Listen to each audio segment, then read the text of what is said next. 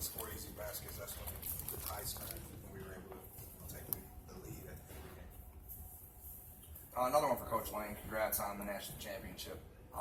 Pitt held the lead for the majority of that game. You guys did a really good job staying within striking distance, not getting too far out. What was the message to the team to keep them in the game when you guys were still down 12, 14 points in the first half? I said we should be down 20 the way we were playing. So to be down last minute 10 at half, that was a blessing.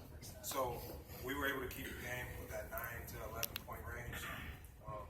And so I always feel confident that, especially when they weren't able to exploit that lead and blow it up to 15, 17 points. So we were able to chip away at it, get it under 10 points.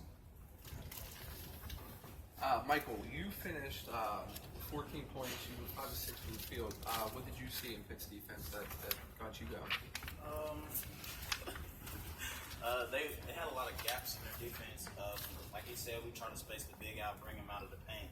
And so what I would just try to do is come off the screens, and if I had an opportunity to go, go. If I didn't, kick it to our shooters. JT, being a senior, going out on top like this, MVP award, performing in the skills competition yesterday.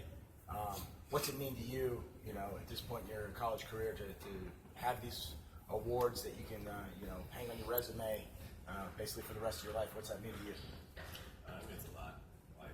It's big, really big, because my love for the game of basketball is all of them know.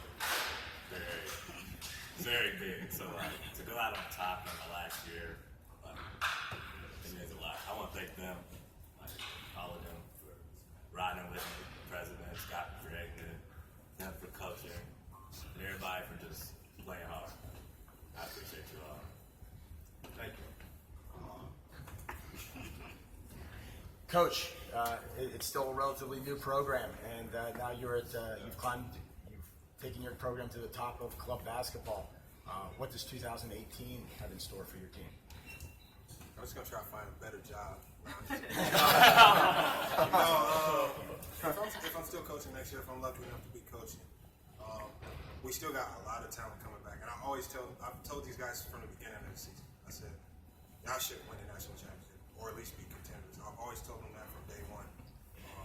So we preached that from day one. We're going to preach that going into next season. And, we got one guy here who plays on one of our other teams. He sees this experience. He's one of our better players on our other team. He's probably going to be on the A team next year. Just being able to experience this today going into next year, players like him and some of our other players can come in next year